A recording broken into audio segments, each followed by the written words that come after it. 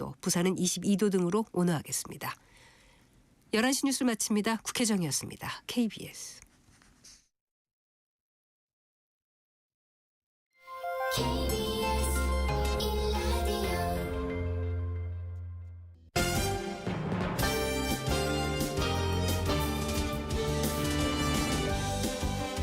KBS 1라디오 신성원의 오늘 세계는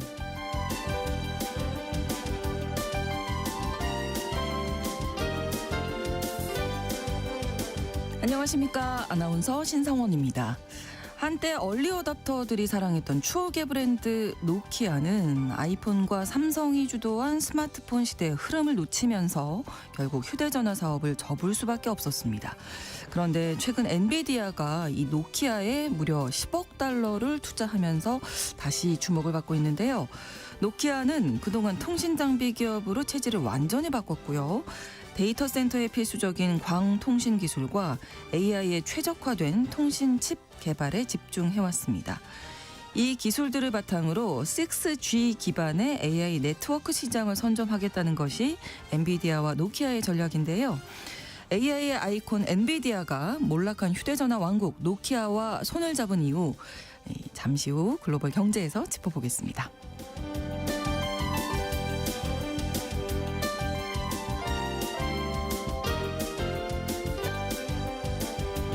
주목할 국제사회 뉴스 헤드라인 뉴스와 키워드로 정리해드립니다. 통신원 취재수첩에서는 베트남 소식 전해드리겠습니다. 최근 베트남 중부 지역에 대규모 홍수가 발생하면서 피해가 확산하고 있습니다. 역사 유적 도시로 유명한 후에시 그리고 한국인 관광객들이 많이 찾는 다낭에서 많은 인명피해가 발생했는데요. 현재 상황 통신원 연결해서 알아보겠습니다. 11월 6일 목요일 KBS 1라디오 신성원의 오늘 세계는 시작합니다.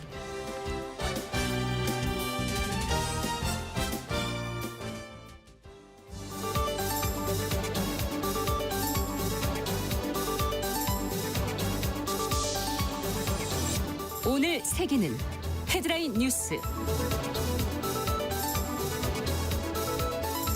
자본주의의 심장인 뉴욕에서 사상 첫 무슬림 시장이 탄생했습니다.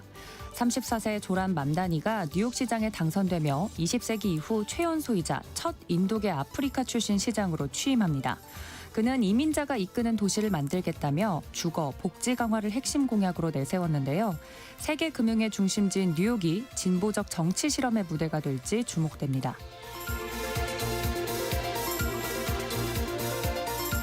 트럼프 대통령과 김정은 위원장의 회동이 무산된 이후 미국이 연일 대북 제재를 강화하고 있습니다. 미 재무부는 북한 자금 세탁에 관여한 개인 8명과 기관 2곳을 추가 제재 명단에 올렸고 미 국무부는 유엔에 북한산 자원 환적에 관여한 선박 7척의 제재를 제안했습니다.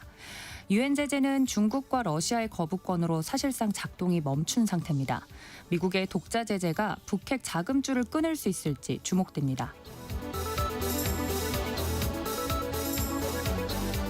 미국 연방대법원이 트럼프 대통령의 전방위 관세 부과의 합헌성을 따지는 공개 변론에 들어갔습니다. 쟁점은 대통령이 국제비상경제권한법을 근거로 관세를 부과할 수 있느냐는 점인데 하급심은 위헌 판단을 내렸지만 대법원은 보수우위 구도로 결과를 예단할 수 없다는 분석입니다. 이번 판결은 전 세계 무역 질서에 직접적인 영향을 미칠 전망입니다.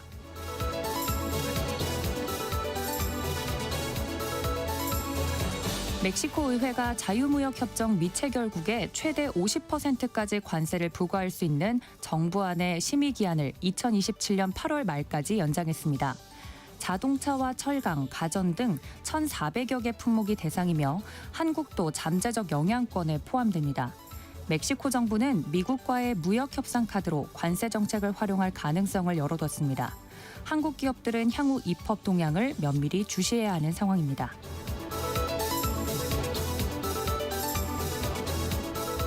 국제유가가 배럴당 60달러 아래로 떨어졌습니다. 캐나다 정부가 온실가스 상한제를 완화하며 증산 가능성을 시사했고 미국 원유 재고가 예상보다 크게 늘면서 하락세를 이끌었습니다. 다만 휘발유 재고는 5주 연속 감소해 낙폭을 일부 제한했는데요. 공급 확대 우려 속에 유가의 하방 압력은 당분간 이어질 전망입니다.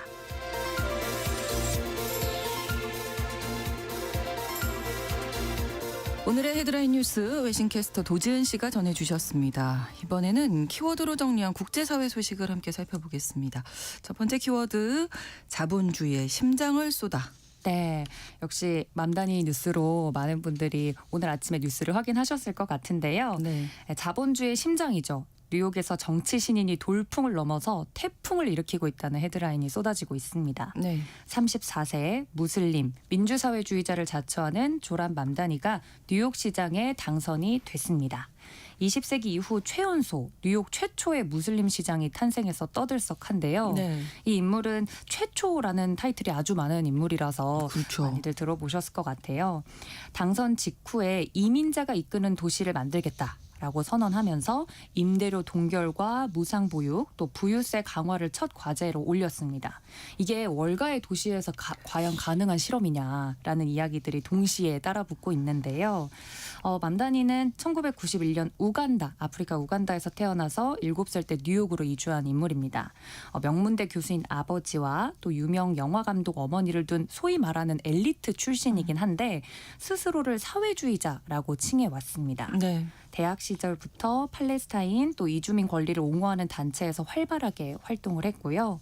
졸업 후에 주택 상담사로 일을 하면서 본격적인 정치 활동에 뛰어들었습니다.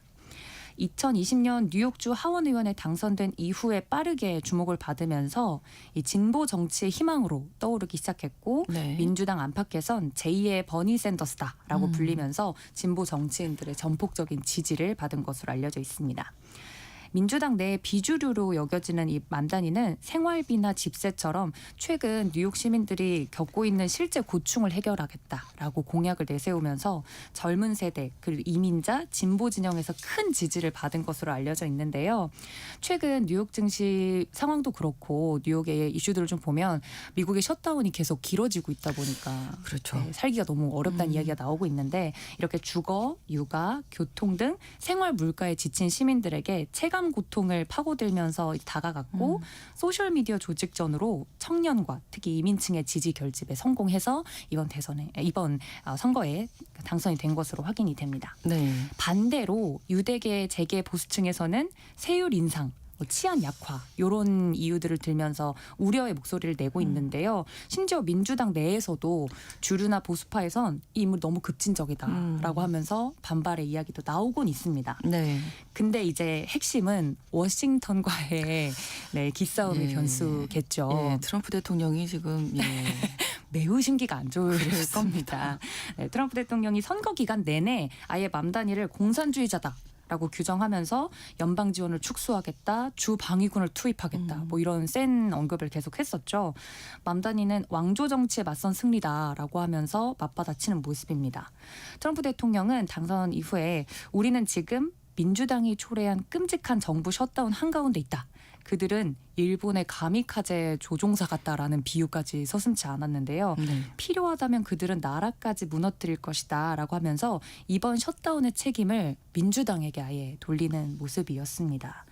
뉴욕 자체가 자본주의의 상징 그 자체이기 때문에 월가의 셈법도 굉장히 복잡해지고 있는데 네. 맘다니가 내세운 이 법인세 상향 또 고소득층 추가 과세 그리고 공공서비스 90억 달러 확대 이런 공약들이 시장, 고용, 부동산에 어떤 파급을 낳을지 굉장히 촉각을 곤두세우는 모습입니다. 네. 동시에 금융도시 브랜드 가치와 또 인재 유입, 스타트업 생태계가 좌우될 수 있어서 기업들도 과연 이 정책의 디테일이 어떻게 나올까 주시하고 있는 모양새인데요. 네. 하나만 더 추가를 하자면 이번에 에릭 애덤스 행정부에서 업무를 인수인계 받아서 인수위원회를 발표를 했어요. 네네. 하면서 위원장을 포함해서 총 5명으로 구성된 위원회가 전부 여성이고요. 오. 그 안에서도 바이든 행정부 때 기업 독점 문제를 다뤘던 FTC 위원장을 지냈던 빅테크 저승사자라고 불렸던 인물도 포함이 되어 있어서 아마 그런 쪽으로 이 파격적인 인사나 개혁적인 성향이 그대로 좀 반영될 것 같다라는 평가도 나오고 있습니다. 네.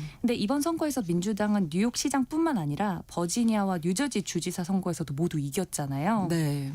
트럼프 정부의 일방통행식 국정 운영을 반대하는 민심이 반영된 거 아니냐라는 분석이 나오고 있습니다. 트럼프 대통령의 입장에서는 중간 평가를 받은 기분인데 네. 성적표가 썩 좋지 않아서 않아요. 네. 다만 뉴욕은 전통적으로 이 민주당 우세 지역이기 그렇죠. 때문에 네. 경쟁자들도 여러 논란이 좀 있었던 인물들이라 이번 결과를 반드시 그렇게 확대 해석하면 안 된다라는 이야기도 나오고 있습니다. 네. 자, 다음 키워드입니다. 피로 물든 영웅 논란. 네, 인도네시아 이야기인데요. 네. 인도네시아가 수하르토 전 대통령에게 국가 영호 칭호를 검토하고 있어서 사회가 좀 떠들썩해졌습니다. 32년 철권 통치, 또 반공 학살, 언론 탄압, 또 초대형 부패까지 이런 역사의 상처들 앞에서 시민단체나 학계 인권단체가 아니 피해자와 민주가치에 대한 배신 아니냐라고 하면서 일제히 반대 성명을 내고 있다고 합니다. 네. 이 프라보어 현 대통령은 수하르토의 옛 사위이고요. 또 권위주의 시절 군 엘리트 출신인데 매년 11월이면 영웅의 날을 앞두고 이제 이런 후보 명단을 검토하는데 이 개발의 아버지냐 아니면 최악의 부패냐 사이에서 이 영웅 칭호를 가지고 어느 쪽에 기울일지 시험대에 오른 모양새입니다. 네. 이 경제 성장의 성과만 떼면 영웅이라고 볼 수 있겠지만 그냥 그걸로 모두 다 덮을 건지 그렇죠. 아니면 인권 유린의 책임을 먼저 묻고 화해가 먼저인지 국가가 부여하는 이 칭호 자체는 아무래도 교과서나 기념관 앞으로의 의례에도 적용되기 때문에 그렇죠. 다음 세대가 어떻게 받아들일지가 중요해지잖아요. 거기에 대해서 이제 국가가 부여하는 칭호가 가지는 중요성이 큰데 피해자들은 사과와 진실 규명 없이 훈장은 없다라고 말을 하고 있습니다. 군 정보기관의 과오를 정리하고 실종이나 학살 기록 공개, 또 보상 명예회복의 로드맵 이런 구체적인 절차 없이는 영웅 칭호를 수여하는 건 오히려 2차 가해다라는 이야기가 나오고 있고요. 네. 반대로 보수 진영은 경제 기적과 안정을 먼저 평가해야 된다라는 논리로 맞서고 있습니다. 근데 국내 정치뿐만 아니라 대외 이미지 자체를 바꿀 수 있는 이슈이기 때문에 그렇죠. 문제가 네. 또 될 수 있습니다. 아세안의 리더를 자기들이 자임하고 있는데 여기다 권위주의 미화로 만약에 그게 비치게 되면 투자, 관광, 문화교류 이런 신뢰도의 균열이 생길 수 있어서 네. 영웅이냐 아니면 학살자냐 여기에 대한 논쟁은 인도네시아 민주주의의 성숙도를 가늠하는 아마 사건이 되지 않을까라는 이야기가 나오고 있습니다. 네. 자, 다음 키워드 영국 왕실에 울려 퍼진 골든. 네. K-팝 데모넌터스의 그 골든인가요? 맞습니다. 오. 네, 또 익숙한 노래가 영국 왕실에서도 울려 퍼졌는데요. 네. 잉글랜드 축구 영웅이죠. 데이비드 베컴이 영국의 찰스 3세로부터 기사 자귀를 받았다고 합니다. 네. 은퇴 후에 유니세프 친선대사 활동을 하고 또 아동지원 기금을 설립하는 등 사회공헌의 축적이 공식으로 인정된 이번 이벤트였는데요. 네. 이날 수은식에서 현악 사중주로 웅장하게 네. 낙사중주의 골든이요. 영화 말씀해 주신 것처럼 K-팝 데모 헌터스의 골든이 연주됐다는 현재 보도가 나왔습니다. 네. 아내 빅토리아가 예전에 그에게 붙인 별명이 골든볼과 겹치면서 네, 그렇죠. 그 장면이 회자가 좀 되고 있습니다. 우아한 골든이 아니었을까. 클래식한. 네. 맞습니다. 베컴은 이제 뭐 제가 말하면 입이 아플 정도로 과거 유럽 명문 축구팀 맨체스터 유나이티드 또 레알 마드리드 등 활동적인 세계적인 스포츠 스타로 문 남성들의 우상이었죠. 네, 아유 그리고 여성분들도 맞습니다. 축구를 좋아하는 계기가 됐던. 맞습니다. 2013년에 은퇴한 뒤로 유엔 아동기금 친선대사로 활발하게 활동을 했는데요. 네. 2015년에는 맨체스터 유나이티드 선수 당시 등 번호를 따서 이 세븐 기금을 만들어서 위기에 몰린 아이들을 도와왔습니다. 네네. 이번 자기 수훈으로 베컴에게는 Sir의 호칭이 부여가 됐고 네. 영국의 인기 걸그룹 스파이스 걸스 출신인 그의 부인이죠. 빅토리아 베컴에게는 레이디 호칭이 붙었습니다. 이제 이 기사자기 자체는 스타로서 두 번째 커리어를 상징한다고 보는 평가들이 많아요. 그라운드 밖에서 그가 가지고 있는 이 영향력을 키우면서 스포츠가 공공성과 만나는 이 접점을 확장해 왔다고 하는데 그의 노력이 공적으로 인정을 받아서 썰 데비드가 된 게 아닐까, 네. 데이비드가 된 게 아닐까 하는 이야기가 나오고 있습니다. 물론 네. 기사자기는 명예고요. 그렇죠. 네, 진짜 평가는 아무래도 현장에서 나올 예정이라 베컴이 이 자귀를 받고 앞으로 어떤 활동을 해나갈지 더 기대가 됩니다. 그렇습니다. 자, 다음 키워드 뜻밖의 방한 효과? 네. 중국 일부 지역에서 이 VPN 기술 없이 카카오톡이 접속이 된다라는 제보가 잇따르고 있습니다. 원래는 안 되는 거였죠, 중국에서는. 맞습니다. 네. 중국에서는 일부 서비스들이 접속이 전혀 되지 않는 게 네네. 일반적인데 동시에 지역 시간대별로 달라서 일관되지 않다라는 교민들의 반응도 나오고 있어요. 네. 이게 정식적으로 해제가 된 건지 일시적인 시스템 변화인지는 아직 단정하기 어렵다고 하고요. 말씀해 주신 것처럼 이 중국의 만리 방화벽과 데이터 주권 체계와 이번 이슈는 좀 관련이 있습니다. 네. 2010년대 이후에 구글, 페이스북, 라인, 카카오톡 등 해외 플랫폼이 차단이 됐고요. 사드 갈등 이후에는 한국 서비스 차단이 더 강화가 돼서 근데 이번 시진핑 국가주석의 방한 이후에 이런 현상이 일어나니까 혹시나 하는 기대감이 좀 커지고 있는 겁니다. 네. 외교부는 중국 일부 지역에서 접속이 되는 사실은 확인을 했지만 정책 변화로 단정 짓긴 이르다라고 선을 그었고요. 서비스별이나 지역별 접속 상황엔 차이가 있고 여러 현지의 기술적 정책적 요인에 따라서 이용 가능 여부가 달라질 수 있다라는 입장을 내놨습니다. 물론 실제로도 뭐 쇼폼 등 일부 기능은 여전히 제한되어 있고요. 다른 SNS는 차단 상태가 이어지고 있다고 해요. 네. 근데 이제 이 중국에서 사업을 하시거나 이제 네. 생활을 하시는 분들에게는 이 지속 가능성 부분에 대한 지적이 계속 나오고 있습니다. 통신 생태계는 요즘 다 연결되어 있잖아요. 그렇죠. 네. 만약에 그 SNS나 혹은 일부 메신저 앱이 된다면 뭐 결제도 되는 거고, 그렇죠. 뭐 쇼핑도 되는 거고 하는 거기 때문에 하루 열렸다가 다시 막히는 이런 현상이 반복되면 비즈니스의 연속성이나 뭐 보안 문제나 비용 문제가 잇따를 수 있다라는 지적이 나오고 있습니다. 네. 그래서 성급한 낙관 대신에는 앞으로 안정적으로 이런 것들이 유지될 수 있는지 당국의 입장과 중국의 발표 내용들을 계속해서 모니터링해야 되는 게 아닌가라는 이야기가 나오고 있습니다. 지켜봐야 되겠습니다. 네. 다음 키워드 우주에서 열린 스테이크 파티. 네, 마치 과학 공상 그리기 대회에서 나올 것 같은 귀여운 키워드인데요. 네. 중국 이야기입니다. 중국 우주정거장 텐궁에서 에어프라이어로 스테이크를 구워 먹는 장면이 공개가 돼서 이슈입니다. 이게 되나요? 기름 입자나 산소 농도 또 화재 위험을 잡아야 이 무중력 환경에서 조리가 가능한데 네. 그게 가능하다는 걸 오. 보여준 첫 번째 사례일 것 같아요. 네. 이거 자체로도 우리 기술 이만큼 발전했어 그렇죠. 라는 걸 보여주는 상징적인 장면이 될 것 같은데요. 중국은 달 착륙, 샘플 귀환, 유인 체계 확충까지 이 우주 개발과 관련돼서 기술 속도를 굉장히 빠르게 높여왔습니다. 미국과 러시아가 예산이나 프로그램 운용에서 좀 굴곡을 겪고 있는 사이에 중국은 이 우주에서의 일상화 기술을 밀어붙이고 있는 상황인데요. 뭐 우주 채소밭, 뭐 식단 다변화, 폐기물, 연기 처리 기술까지 축적이 되면서 이게 그냥 우주를 단순히 한번 갔다 왔다, 달을 밟았다 여기서 끝나는 게 아니라 우주 자체 문턱을 낮추는 기술에 네. 집중을 좀 하고 있습니다. 밀폐 공간에서 말씀 주신 것처럼 열, 연기 제어 뭐 이런 것도 다 되어야 할 거고요. 그러니까요. 뭐 오염원도 제거해야 되고 안전기준 표준화까지 필요한데 이런 우주에서 오래 머물 수 있는 운영 매뉴얼의 핵심 모듈이기 때문에 이러한 일상 루틴이 완성될수록 앞으로 우주에서 지내는 인체 컨디션이나 심리 안정 이런 부분들도 기하급수적으로 좋아질 수 있다는 이야기입니다. 네. 또 이게 좀 특징적인 게 대미 규제가 심화되면서 중국은 뭐 반도체뿐만 아니라 모든 걸 국산화해야 되는 상황에 좀 우리 처해 힘으로 있죠. 한번 자립해보자. 맞습니다. 그렇죠. 왜냐하면 반도체 칩도 못 가져가게 하고 네, 다 네. 수출이나 이런 것들을 제재하고 있다 보니까 근데 AI 기술이나 우주, 뭐 군과 뭐 이런 민간 양쪽 분야 전반에서 공급망 자립을 서두르고 있는 와중에 우리 이렇게 자체적으로 했는데도 우주 기술이 이만큼이야라는 걸 보여줄 수 있는 사건이 아닐까 싶고요. 네. 미국도 가만히 있진 않죠. 그렇죠. 네, 나사 아르테미스와 또 민간 파트너십을 이제 열심히 격려하면서 우리는 하나의 기업만 기다리지 않겠다라는 메시지를 냈고 달 복귀 로드맵 전반의 리스크를 분산하려고 분주한 모습입니다. 네. 그래서 이 우주에서 먹고 자고 하는 일을 누가 먼저 표준화할 것이냐 기술 굵기에 대한 전쟁이 그러네요. 소리 소문 없이 이루어지고 있는데 네. 이게 우주에서 일어난 스테이크 파티가 그냥 파티가 아니라 과연 어느 쪽이 먼저 선점을 할 것인가에 대한 경고장 정도로 읽혀서 굉장히 좀 상징적이지 그러네요. 않을까 싶습니다. 하나의 사건으로 볼 수도 있겠네요. 네. 다음 키워드 청소년 심리에 미친 파괴적 영향.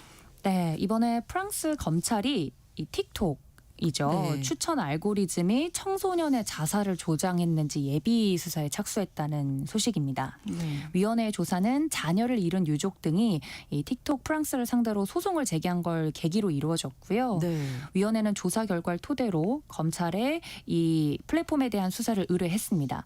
위원회는 그밖에 이제 15세 미만 청소년의 소셜 미디어 사용 금지, 또 15세 이상 미성년자에 대한 디지털 통금 시간도 권고를 했다고 해요. 수위가 네. 굉장히 센 편이죠. 네.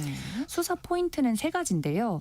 플랫폼이 자해나 자살성 콘텐츠를 어떻게 분류하고 차단하고 신고 처리를 했는지, 두 번째는 추천 로직이 취약 사용자에게 어떤 경로로 유사 콘텐츠를 연쇄적으로 노출했는지, 또 마지막은 위험 신호를 감지하고 보호 장치가 설계 운영 단계에서 충분했는가에 대한 부분입니다. 네. 당연히 해당 플랫폼은 혐의를 부인했고요.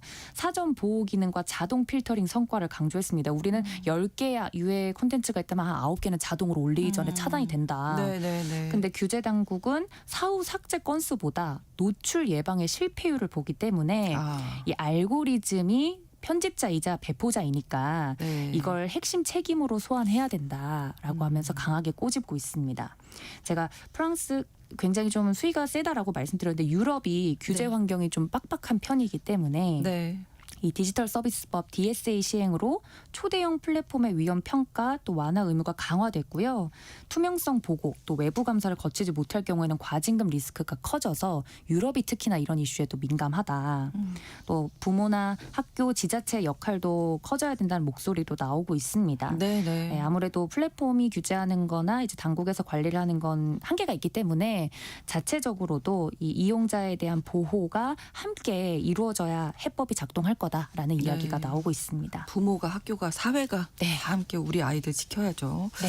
자, 헤드라인 뉴스와 키워드 외신캐스터 도지은 씨가 전해주셨습니다. 오늘도 고맙습니다. 감사합니다. KBS 라디오 신성원의 오늘 세계는 1부 마무리하겠습니다. 11시 30분부터 일부 지역에서는 해당 지역 방송 보내드리겠습니다.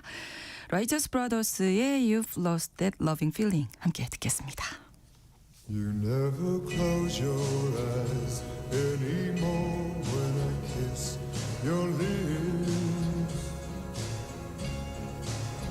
And there's no tenderness like before in your fingertips. You're trying hard not to show it, but baby, I know it. You lost that love and feeling.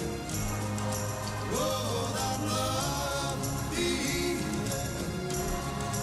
You lost that love and feeling. Now it's gone, gone, gone. Oh. Now there's no welcome look in your eyes when I reach for you. And girl, you're starting to criticize little things I do. It makes me just feel like crying. 'Cause baby, something beautiful about it. You lost that love and feeling. Oh, that love and feeling.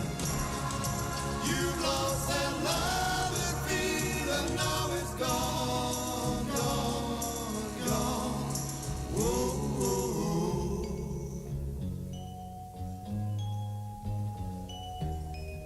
Baby, baby, I'd get down on my knees for you.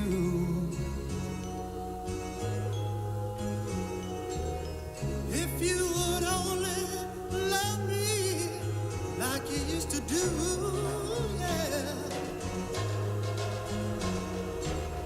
We had a love you don't find every day. So don't let it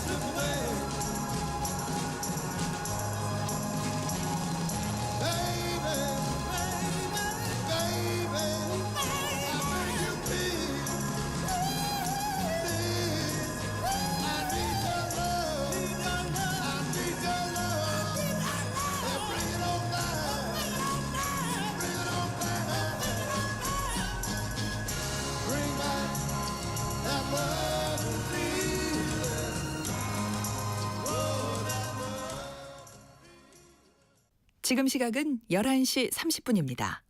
KBS Ladies and gentlemen.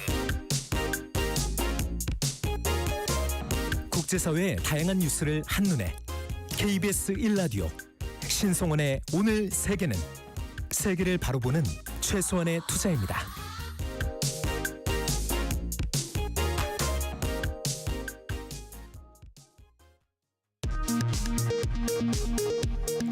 이 시각 라디오 정보센터 뉴스입니다. 김건희 특검팀이 윤석열 정부 당시 관저 이전 의혹과 관련해 윤 전 대통령 부부 자택과 김건희 씨 사무실, 관저 공사를 담당한 21g 사무실 등 7곳에 대한 압수수색에 나섰습니다. 김 씨 측은 압수수색에 반발했습니다. 대통령 경호처가 윤석열 전 대통령에 대한 체포방해 등 비상계엄 당시 상황과 관련해 기관 차원에서 처음으로 공식 사과했습니다. 강병인 대통령 경호처 기획관리실장 직무대리는 오늘 국회 운영위 국정감사에서 부적절한 처신으로 국가적 혼란과 국민 여러분께 마음의 상처를 안겨드린 점에 대해 무척 송구스럽게 생각한다고 밝혔습니다. 김건희 씨에게 금거북이 등을 선물하고 그 대가로 고위직에 임명됐다는 이른바 매관매직 의혹과 관련해 이배용 전 국가교육위원장이 오늘 특검 조사를 받기 위해 출석했습니다. 이 씨는 포토라인에 서지 않으려고 지하주차장에서 취재진 특검 측과 실랑이를 벌였습니다. 더불어민주당이 국민의힘 추경호 전 원내대표 체포동의안 표결을 이달 27일로 추진한다고 밝혔습니다. 체포동의안은 제적의원 과반이 출석하고 출석의원 과반이 찬성하면 가결됩니다. 반도체와 선박 등 수출 증가세가 지속되면서 지난 9월 경상수지는 134억 7천만 달러 흑자를 기록했습니다. 9월 기준 역대 최대 흑자이자 역대 2위 수준입니다. 국가정보 자원관련 화재로 피해를 본 정보 행정 시스템이 95% 이상 복구되면서 정부가 재난 위기경보 단계를 기존 심각에서 경계로 한 단계 낮췄습니다. 지금까지 라디오 정보센터 뉴스 정원나였습니다.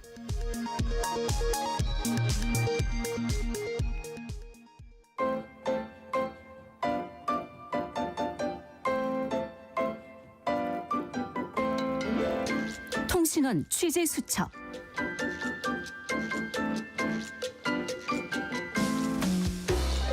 통신원 취재 수첩입니다. 최근 베트남 해안 지역에 이어진 폭우로 인명 피해 또 재산 피해가 커지고 있다고 하는데요. 자세한 상황을 하노이 주영화 통신원 연결해서 알아보겠습니다. 안녕하세요.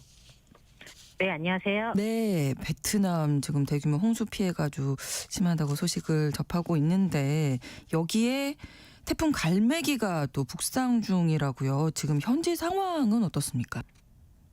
네, 베트남 기상청은 6일인 오늘 밤 태풍 갈매기가 베트남 본토에 상륙할 것으로 예보하고 재난 위험 등급 중 4단계인 위험 등급 매우 높음을 발령하여 중부 지역에는 비상 대피령이 내려졌고 군병력 2,000명 이상이 투입되었습니다. 네. 이 당초 예상했던 것보다 빠른 속도로 폭우를 동반하고 있어 지난 4일 밤부터는 베트남 중부 다낭과 후에 지역에는 시간당 60에서 80mm의 폭우가 쏟아져 일부 도로와 주택이 이미 침수되기도 했습니다.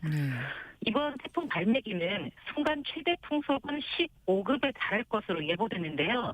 이는 시속 200km로 달리는 고속열차가 옆에서 스쳐 지나가는 수준의 강풍으로 시멘트 전봇대가 휘고 철 쉽게 튀어나가는 위력의 강풍인데다 네. 폭우를 동반하고 있어 일부 지역은 600mm 이상의 집중호우가 예보되어 있는 상태입니다. 네, 그런 상황이라서 그런지 지금 전화 연결 상태가 좋지 않은 것 같아서 잠깐만 끊어주시면 다시 저희가 또 연결을 해보도록 하겠습니다. 베트남 지금 대규모 홍수 피해 계속되고 있는 상황에서 태풍까지 북상 중이어서 지금 현재 상황이 좋지 못한데요. 오늘 밤에 태풍 갈매기가 베트남 본토에 상륙할 것이다. 베트남 기상청에서 이렇게 예보가 돼 있고 재난 위험 등급 중에서 4단계 위험 등급이 매우 높음을 발령해서 지금 비상 대피령 중부 지역에는 내려졌다고 합니다. 예보했던 것보다 또 빠른 속도로 폭우를 동반하고 있는 그런 태풍이 올라오고 있다는 소식이었는데요.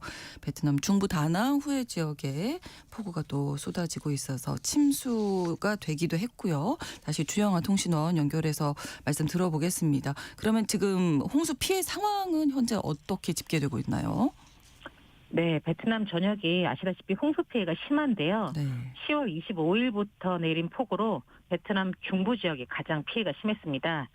이번 홍수로 인해 최소 35명이 숨지고 5명이 실종되었으며 13만여 채의 가옥과 농경지 등이 침수되었습니다. 네. 또 국도와 지방도로에 산사태 80여 건이 발생해 교통이 마비됐고 철도는 복구 작업을 거쳐 지난 31일 오전부터 운행이 재개되기도 했습니다. 이 기상당국은 지난 폭우는 단순한 태풍의 영향이 아니라 한랭전선 그리고 열대 수렴대 그리고 강한 동풍이 동시에 작용한 복합 기상현상이 원인이라고 밝혔는데요. 네. 이 폭우로 동북뿐 아니라 남부의 대표 관광지인 푸꾸옥섬의 경우는 25년 만에 최악의 폭우로 한 4시간 동안 120mm의 집중호우가 쏟아지면서 네. 시내 주요 도로가 모두 침수되고 주택과 상가들이 물에 잠기기도 했습니다. 현재 중부와 남부 지역 모두 복구 작업이 이루어지고 있는 상황인데 이번엔 태풍 갈매기의 상륙으로 또다시 극심한 피해가 예상되고 있어 중남부 지역 주민들의 불안이 고조되어 있는 상황입니다. 네. 자, 올해 들어서 특히 또 동남아 지역에 태풍 피해가 많은데 베트남도 마찬가지 상황이었던 거죠, 올해. 네, 그렇습니다. 올해 들어 베트남을 강타한 태풍은 9월 부알로이를 시작으로 10월에 맨무아 펑션 그리고 11월인 이번 태풍 갈매기까지 단 2달 사이에 4개가 연속 발생했는데요. 네. 특히 작년 9월 북부를 강타했던 태풍 야기의 충격이 가시기도 전에 올해 또다시 연쇄 폭풍이 베트남 전역을 강타하며 2년 연속 태풍 연쇄 피해라는 이례적인 현상을 만들고 있습니다. 기상 전문가들은 올해 태풍 패턴은 엘니뇨 라니냐 그리고 아열대 고기압, 열대 수렴대의 복합 작용으로 인한 전형적인 아중기류 충돌형이라고 설명했는데요. 네. 이 폭우와 강풍의 빈도 그리고 강도가 과거보다 뚜렷하게 증가하고 있다고 진단하며 이 도시 배수 체계와 재해 대응 시스템의 전면 점검을 촉구하기도 했습니다. 네. 이렇게 태풍이 오게 되면 이제 폭우로 인한 또 침수 피해도 생각을 해봐야 되는데 일단은 그 원인을 잘 분석해야 할 것 같습니다. 어떻게 그 원인이 분석되고 있나요? 네, 베트남 전문가들은 그 이유는 크게 자연적인 요인과 인위적인 요인 2가지로 분석하고 있는데요. 네. 우선 자연적으로는 최근 들어 지구 온난화로 인한 극심한 기상현상이 더 자주 그리고 더 강력하게 나타나고 있는 데다 베트남의 주요 도시들이 해안이나 강가에 위치해 있어 해수면 상승의 직접적인 위협에 노출되어 있다고 설명하고 있습니다. 네. 네, 특히 베트남 남부 호치민시의 경우 과도한 지하수 추출로 인해 지반이 매년 2에서 5cm씩 가라앉고 있어 해수면 상승과 함께 홍수 위험이 더욱 커지고 있다고 합니다. 또 다음으로는 인위적인 요인을 꼽았는데요. 급격한 인구 증가와 도시 확장에 비해 도시의 배수 및 하수 인프라는 턱없이 부족하고 낡은 데다 도시개발 과정에서 빗물을 흡수하던 논과 습지 등 자연 투수면이 사라져 빗물이 땅속으로 스며들지 못하고 도시로 유입되는 양이 크게 늘었다고 진단하고 있습니다. 네, 결론적으로 이 베트남의 도시들은 기후 변화에 대한 취약성이 커지는 동시에 내부적인 도시 계획 및 인프라 문제가 해결되지 않아 복합적인 재난에 직면하게 되었다며 앞으로 베트남에 해결해야 할 이 가장 시급한 과제는 지속 가능한 도시 계획 수립과 함께 이를 뒷받침할 장기적인 인프라 투자를 실현하는 것이라고 전문가들은 판단하고 있습니다. 네, 일단은 당장 태풍이 이제 올라온다는 소식이어서 더 큰 피해가 좀 발생하지 않았으면 좋겠습니다. 오늘 소식 고맙습니다. 네, 감사합니다. 베트남 하노이에서 주영아 통신원이었습니다.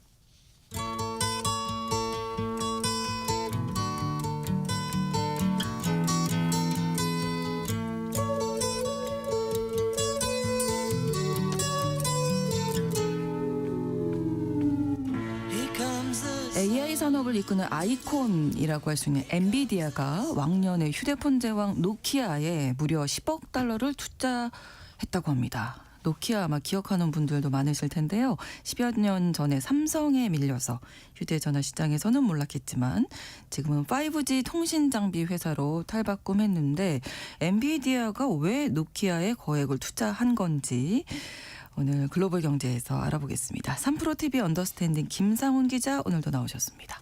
어서 오세요. 네, 안녕하세요. 노키아 한 번쯤은 쓰고 싶었던 휴대폰인데. 저도 한 번도 못 써봤는데. 그러니까요. 네. 네, 그렇게 기억을 하고 있었는데 네. 엔비디아가 투자를 했다고 해서 맞습니다. 놀랐어요. 지난달 28일 엔비디아가 핀란드의 노키아와 전략적인 파트너십을 맺고 네. 10억 달러 규모의 지분 투자를 단행한다. 이런 발표를 했는데요. 네. 2.9%의 지분을 확보해서 주요 주주로 올라서게 됩니다. 당연히 주가도 급등을 했고요. 네. 같은 날 핀란드 헬싱키 거래소에서 노키아 주가가 20% 급등합니다. 2016년 1월 이후에 최고 기록이라고 하더라고요. 거의 10년 만에. 맞습니다. 네. 엔비디아와 노키아가 손잡은 건 인공지능 무선 통신 네트워크 이 시장을 선점하기 위해서인데요. 네. AI 슈퍼사이클이 시작되면서 고만고만한 시장이라고 불렸던 통빈 장비 시장도 들썩이고 있습니다. AI용 데이터 센터 붐이 일면서 거기에 들어가는 광통신 장비가 덩달아서 많이 팔리고 있기 때문인데 네. 실제로 노키아의 올해 3분기 실적도 예상치를 훌쩍 뛰어넘었다고 하더라고요. 여기에 더해서 AI 산업은 대규모의 데이터를 효율적으로 주고받을 수 있어야 하잖아요. 그래서 현재 5G를 넘어서는 새로운 통신 네트워크인 6G 개발에 대한 기대감도 커지고 있습니다. 그걸 노키아와 같이 개발하겠다라고 하는 게 엔비디아의 계획입니다. 네, 그러니까 노키아가 우리가 알고 있었던 것처럼 휴대전화를 만드는 회사였는데 지금 맞습니다. 이제 달라진 거죠. 그렇죠. 사실 지금 20대 젊은 층에게는 굉장히 생소할 수 있긴 합니다만 네. 지금 3040 세대에게는 노키아는 매우 친숙한 브랜드였죠. 단순하고 튼튼한 디자인, 그다음에 뛰어난 통합 품질로 사실 전 세계 휴대폰 시장을 휩쓸었다고 해도 과언이 아닌데 1990년대 후반부터 장장 한 15년여간의 휴대폰 제왕으로 군림했던 게 바로 노키아입니다. 한때 핀란드 대학생 모두가 노키아 입사를 꿈꿨다라고 할 정도로 잘 나갔다고 그렇죠. 하는데요. 네. 하지만 2007년 이게 아이폰 출시로 시작된 스마트폰 시대의 흐름을 올라타지 못하면서 쇠락의 길을 걷게 됩니다. 네. 한때 국내 휴대폰 시장에서 삼성전자 쌍벽을 이뤘던 LG와도 조금 비슷한데요. 네네. 뒤늦게 스마트폰 시장에 뛰어들었습니다만 자체 제작한 신비안이라고 하는 운영체제를 고집하다가 또 쓰라린 실패를 맛보게 됩니다. 애플의 iOS라든지 구글의 그렇죠. 안드로이드랑은 달리 이 애플리케이션을 만들어서 공급해야 많은 사람들이 휴대폰을 쓸 텐데 네. 이걸 공급하는 일들이 너무 적었기 때문인데요. 그렇게 2012년에 왕자의 자리를 삼성전자에게 넘겨줬고요. 2014년에는 막대한 적자를 기록하던 휴대전화 제조 사업부를 마이크로소프트에 팔면서 이제 노키아 폰은 역사의 뒤안길로 사라집니다. 핀란드 GDP의 4%, 그다음에 수출의 20% 이상을 책임지던 노키아도 그렇게 몰락을 했고요. 예, 몰락한 회사에 투자를 하겠다라는 거니까. 그렇죠. 예, 그래서 오늘 저희가 다루는 것 아니겠습니까? 맞습니다. 사실 노키아라는 회사가 대단한 게 휴대폰 사업은 몰락했지만 또 새로운 캐시카우를 찾아내기는 합니다. 2014년에 취임한 라지브 수리 라는 CEO가 노키아의 부활에 신호탄을 쏘아 올렸다고도 할 수 있는데 원래 이 인물 같은 경우에는 원래 노키아에서 B2B 통신 네트워크 장비 사업부를 총괄하던 인물이었어요. 적자투성이었던 사업부를 구조조정해서 내실 있게 바꾸는 데 성공을 했는데 휴대폰 사업부가 사라지니까 자연스럽게 그가 CEO 자리에 올라서게 된 겁니다. 네. 어떻게 되살렸냐? 실패한 과거는 철저하게 외면을 하고 새롭게 다가올 5G 시대를 미리 준비를 합니다. 2015년에 당시 156억 유로, 우리 돈으로 치면 한 25조 원 정도 되는 돈을 주고 프랑스의 경쟁사인 알카텔 루센트라고 하는 회사를 인수합니다. 네. 노키아 역사상 가장 큰 인수합병인데요. 이걸 통해서 통신 장비 시장의 강자로 올라서게 됩니다. 알카텔 루센트. 네.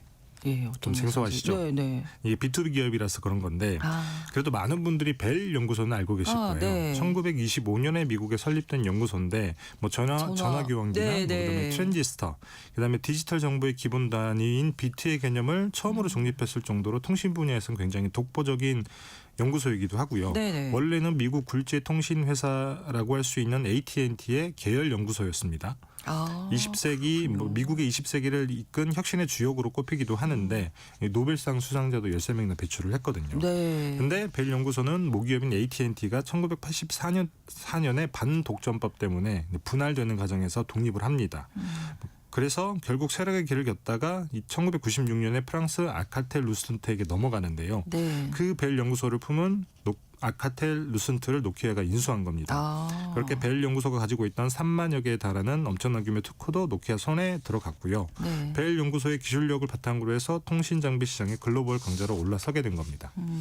그렇군요. 통신 장비 시장에서 그럼 노키아의 경쟁력은 어느 정도인가요? 사실 노키아의 5G 시장, 노키아의 전략 같은 경우는 5G 시장을 선점하겠다는 거였는데요. 우리가 네. 쓰는 휴대폰을 보면 언제는 LTE 통신망에 접속해 맞아요. 있고 또 언제는 5G 통신망에 네, 접속해 왔다 있을 갔다 때가 하더라고요. 있잖아요. 네. LTE는 4G 통신망이거든요. 그래서 이론적으로는 5G 통신 속도가 LTE의 20배 정도에 달하는데 네. 예를 들어서 4기가바이트의 영화를 다운로드 받는다라고 가정을 해보면 네. LTE 통신망으로는 1시간이 걸리는데 5G 통신망을 사용하면 3분이면 됩니다. 엄청난 격차인 건데 그러니까요. 노키아의 수리 CEO 같은 경우에는 이 5G가 굉장히 빠르기는 한데 이 빠름에만 주목하지는 않았고요. 개별 소비자가 사용하는 5G 통신망은 속도가 빠르다라고 하는 가치 이상을 제공하지는 못할 거다. 그래서 기업들이 독자적으로 꾸릴 수 있는 특화망에 훨씬 더 큰 부가가치가 나올 것이다 라고 생각을 합니다. 예를 들어서 스마트 팩토리나 같은 산업 자동화, 그다음에 물리 세상을 디지털 공간에 똑같이 구현해서 다양한 시뮬레이션으로 굉장히 작업의 효율성을 높이는 디지털 트윈 같은 네. 이 5G 여기 5G 특화망이 적용이 되는데요. 네. 그래서 노키아가 이 5G 산업에 집중적으로 투자를 합니다. 대표적인 사례가 2018년에 출시한 5G 전용 칩인 리프샤크라고 하는 칩인데요. 네. 이게 기존 통신 칩 대비해서 작은 것도 장점이지만 전력 소비도 확 줄이고 그러면서 속도는 훨씬 더 빨랐습니다. 이런 집중 투자 덕분에 글로벌 5G 특화망 시장에서 노키아가 선두주자로 올라서게 된 겁니다. 예, 제기에 성공을 한 건가요? 근데 잘 못 들어본 것 같습니다. 맞습니다. 애석하게도 그건 아닌데요. 예상과 달리 5G 시장이 그렇게 빨리 열리지는 않았어요. 그러니까요. 예를 들어서 우리나라 정부가 기업들이 독자적으로 꾸리는 5G 특화망의 주파수를 허용한 건 2021년이고요. 통신사들이 소비자들을 대상으로 하는 5G 통신망을 개통한 건 2019년이었습니다. 한데 아직도 우리 휴대폰 화면을 보면 통신망이 LTE에서 5G 왔다 갔다 하잖아요. 예, 맞아요. 개통 6년이 지났지만 여전히 5G 기지국 설비가 충분하지 않다는 얘기입니다. LTE에 비해서 기지국이 훨씬 더 많이 필요한데 장비가 매우 비싸서 확산이 더딘 겁니다. 그렇군요. 이 과정에서 이제 모바일 영역의 통신 장비 시장을 경쟁사인 화웨이 그다음에 에릭슨에게 많이 뺏기는데 B2B 시장도 그렇게 어떻게 보면 광범위하게 확산하지 않았고요. 그렇다 보니 시장 점유율도 양강이라고 할 수 있는 화웨이 그다음에 에릭슨에게 한참 뒤쳐져 있고요. 네. 삼성과 중국의 중兴통신 이렇게 해서 5대 공급 업체에 이름을 올려놓고 있는 수준입니다. 그래서 결국 수리 CEO 같은 경우에도 막대한 투자만 하고 성과는 내지 못했다라는 비판 때문에 자리에서 물러나기도 했습니다. 네, 그럼에도 엔비디아가 투자를 결정한 거네요. 맞습니다. 세상만사 세용심화라고도 할 수 있는 게 네. B2B에 집중했다라고 말씀을 드렸잖아요. 네. 결국에 빛을 보지 못했지만 네, 네. 그런 와중에 갑자기 AI 산업이 확 뜬 겁니다. 이 AI 산업 때문에 막대한 돈을 들여 개발한 노키아의 5G 특화망 기술이 빛을 보게 된 건데요. 이게 무슨 얘기냐면 AI 산업은 막대한 데이터의 신속한 통신을 전제로 하잖아요. 그렇죠. 예를 들면 자율주행을 예로 들어볼게요. 아주 쉽게 얘기하자면 자율주행차가 실시간으로 수집한 데이터를 전송을 하면 이 데이터를 분석해서 최적의 결과를 찾아내는 메커니즘을 만드는 게 바로 자율주행인 건데 여기에 AI를 접목을 하게 되면 훨씬 더 파괴력 있는 결과를 만들어낼 수 있습니다. 네. 문제는 5G 통신망으로는 이게 역부족이라는 겁니다. 데이터 수집부터 전송, 분석, 그다음에 결과 도출, 그다음에 송신까지 거의 동시간대에 이루어져야 되는데 그렇죠. 그렇지 않으면 사실 사고로 이어질 수 자율주행은 있으니까요. 그렇죠. 맞습니다. 네. 그래서 AI 산업에서는 5G 대비해서 50배나 빠른 속도를 제공하는 6G 통신 기술이 필수적입니다. 네. 이걸 AI 네이티브 네트워크라고 합니다. AI 네이티브 네트워크. 조금 말이 어렵긴 하죠. 예. AI가 능숙하게 구현되는 네트워크다 이렇게 이해를 하시면 되는데 그래서 이 AI가 6G 네트워크에 보이지 않는 곳에서 작동하면서 네트워크를 최적화하고 네. 오류를 예측해서 그 오류를 줄이는 역할을 하는 겁니다. 빠르면 2030년경에 상용화될 것으로 예상이 되고 있는데 네. 이 6G 원천 기술 개발을 주도하고 있는 게 바로 노키아의 벨 연구소고요. 그다음에 AI 산업에 딱 들어맞는 특화망의 독보적인 기술을 가지고 있는 게 바로 노키아인 겁니다. 네. 그 기술 어떤 건가요? 예를 들면 우리나라 KT와 공동으로 개발하고 있다라고 해서 우리나라에서도 조금 기사가 보도가 됐던 건데 네. 시멘틱 통신이라고 하는 기술이 있습니다. 시멘틱 통신. 네. 기존의 통신 기술 같은 경우에 데이터의 모든 요소를 전달하는 방식이에요. 네. 하지만 그 데이터에는 필요한 게 있고 필요하지 않은 게 있을 수 있잖아요. 그렇죠. 예를 들면 통화 음성 데이터라고 해보죠. 당사자들 간의 대화를 제외한 음성 데이터는 사실 필요가 없습니다. 커뮤니케이션에는. 네. 하지만 지금의 통신은 대화 음성 이외에 다른 음성의 데이터까지도 모두 다 통신하는 방식이에요. 그래서 예를 들면 대화만 뽑아냈으면 좋겠는데 맞습니다. 무슨 말인지 그렇죠. 무슨 말을 지금 나누고 있는지. 그렇죠. 그래서 다른 시멘틱 소리도. 통신 같은 경우에는 예. AI를 활용해서 데이터가 가진 의미나 맥락을 이해하고 핵심 정보만 추출해서 전달하는 통신 기술을 말합니다. 네. 그래서 기존 대비해서 현재의 낮은 데이터 전송량으로 같은 의미의 데이터를 전달할 수 있게 되는 건데요. 네네. 훨씬 더 효율적으로 그리고 빠르게 통신할 수 있다. 뭐 이런 장점이 있는 겁니다. 네. 이런 기술에 뭐 엔비디아가 주목하고 있는 것이고요. 근데 엔비디아가 이제 통신 장비 업체가 아니라 칩을 만드는 회사잖아요. 네, 맞습니다. 그래서 노키아가 필요. 그렇죠. 사실 6G 통신 기술에서도 가장 중요한 게 칩인데요. 네. 앞서 말씀드린 리프샤크 같은 고성능 칩이 필요하기도 합니다.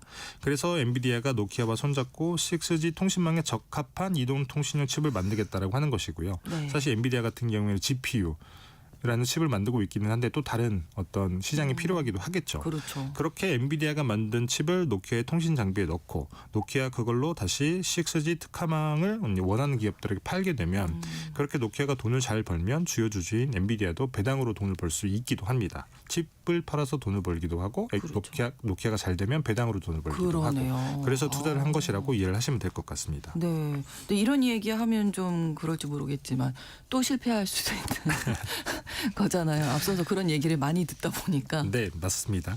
근데 엔비디아가 투자하는 이유가 AI를 접목할 수 있는 6G 통신 기술 때문만은 또 아니기도 해요.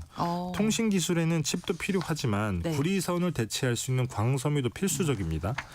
어쨌든 데이터 센터에는 어마어마한 양의 구리가 필요한데 이 구리를 통해서 사실 통신이 전달이 되는 것이거든요. 네, 네. 근데 광섬유 같은 경우 훨씬 더 효율적으로 통신을 할 수 있기 때문에 이걸 조금 주목하고 있는데 네. 근데 광통신 분야에서도 중국 화웨이의 뒤를 이어서 노키아가 2등이에요. 그렇군요. 네. 그래서 올해 초에 미국 경쟁사인 인피테라라고 하는 회사를 인수하면서 2위로 올라선 건데 네. 최근에 덩치를 공격적으로 키우는 이유는 바로 데이터 센터 때문입니다. 앞서 말씀드린. 그래서 AI 산업이 폭발적으로 성장을 하면서 AI용 데이터 센터도 굉장히 많이 빠르게 늘고 있는데 네. 사실 지구촌 곳곳에서 전기가 전기 부족하다라는 부족. 네. 불만이 가득할 정도잖아요. 네. 미국에서도 AI 데이터 센터 때문에 전기요금이 너무 올랐다. 이런 볼멘 소리가 나오기도 하는데요. 어쨌든 데이터 센터가 늘면 그만큼 노키아의 그렇죠. 네. 노키아의 광섬유 통신 장비도 많이 팔리게 됩니다. 네. 실제로 올해 3분기 노키아가 예상치를 훌쩍 뛰어넘는 순매출 12% 증가를 실적을 기록했다는 것도 이것 때문인 건데 네. 그래서 노키아가 AI 슈퍼사이클에 올라탔다라는 그런 평가가 나오고 있기도 합니다. 이번에는 좀 화려하게 부활의 가능성이 좀 더 많다. 뭐 그렇게 예상이 되는데 사실 노키아라는 회사가 참 재밌는 회사인 게 이 회사가 160년쯤 된 회사이거든요. 네네. 근데 오랜 기간 동안에 시류에 따라서 주력 사업을 그때그때 바꿔왔어요. 예를 들면 1858년, 매우 오래전이잖아요. 그러니까요. 그때는 펄프 공장으로 시작을 합니다. 재질을 만드는 회사였던 거죠. 그다음에 1900년대 들어서는 타이어나 고무장화를 만드는 고무회사로 이제 바뀌었고요. 네. 1960년대 들어서 전자장비를 만드는 회사로 이제 다시 또 시작을 했는데 1990년대 들어서 휴대폰 사업에 집중하면서 1998년에 모토로라를 꺾고 세계 1위에 오른 뒤에 뭐 15년간 왕자를 지켰었죠. 그다음에 애플과 삼성의 약진으로 몰락을 했는데 다시 또 통신 장비 회사로 탈바꿈을 했잖아요. 이번에는 AI, 그다음에 엔비디아라고 하는 발판으로 다시 한번 화려하게 비상할 수 있을 기회를 잡기는 했는데 그러네요. 과연 엔비디아의 손을 잡고 잡은 게 어떤 결과로 이어질지 많은 이들 관심이 쏠리고 있기는 합니다. 예, 노키아 이야기 들으면서 시대의 변화를 또 읽을 줄 알아야 되고 맞습니다. 거기에 따라 변화할 수 있는 유연성이 있어야겠구나. 맞습니다. 뭐 이런 생각도 하게 됐습니다. 글로벌 경제 3프로 TV 언더스탠딩 김상훈 기자와 함께했습니다. 고맙습니다. 네, 감사합니다. 오늘 끝곡으로 원 리퍼블릭의 시크릿 전해드리면서 KBS 일라디오 신성원의 오늘 세계는 마치겠습니다. 내일 오전 11시 5분에 다시 뵙겠습니다. 고맙습니다.